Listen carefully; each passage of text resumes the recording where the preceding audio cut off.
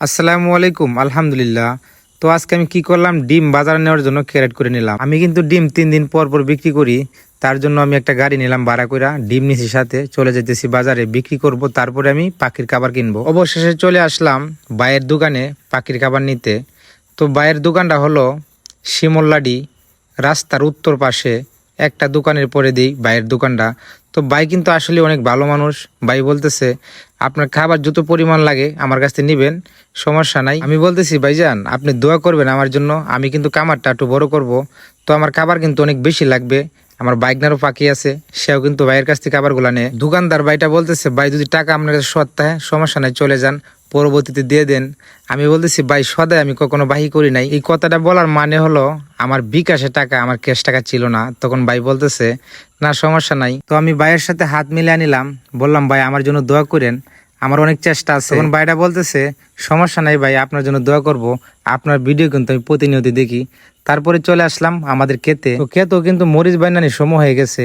যদি এই সুযোগে আমরা আল না বাইতে পারি তাহলে কিন্তু আমরা মেশিন আর আনতে পারবো না আলে। তার জন্যই আমি তাড়াতাড়ি আইলের সাইডগুলো লইতেছি। আর আজকে কিন্তু আলবাবা রেখে দেবো, বাইন করবো আমি পরের দিন। তো আমি এখন অনেকটাই কাজের ঝামেলাই, তার জন্য আমি যেগুলা কাজ করি কাজের ভিডিওগুলাই তুলে ধরি। আমি কিন্তু আগের মতো ভিডিও দিতে পারতেছি না, প্লিজ মন খারাপ করবেন না। আমি কিন্তু প্রচুর কাজের ঝামেলা পড়ে গেছি। আর ডিম কিন্তু আমার ঘরে অনেক জমা গেছে, বিক্রি করারও সুযোগ পাইতেছি না। তো আজকে রাত্রি একটু সুযোগ পাইছি, তার জন্য সাথে আমার বাতিজাকে নিয়ে আমি ক্যারেটগুলো খুব সুন্দর করে ভরাইতেছি।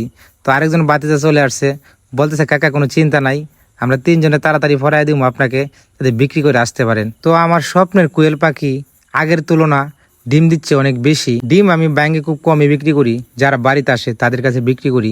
এর ছাড়া আমি বাজারে নিয়ে এক ভাইয়ের কাছে পাইকারি দিয়ে দিই, আমার 2 টাকা কম হোক। কোয়েল পাখির ডিম থেকে আরেকটা ভাই যদি 2 টাকা লাভ করে খাইতে পারে, এতে আমার একটা গর্বের বিষয়। আমি দোয়া করি ভাইটা ব্যবসা করে আর অনেক দূরে এগিয়ে যাক। তো আমাদের এলাকার ডিমের চাহিদাটা একটু কম, তবে কিছুদিন পরে শীতের সময়টা হয়ে গেলেই ডিমের চাহিদাটা বইলা যাইবে।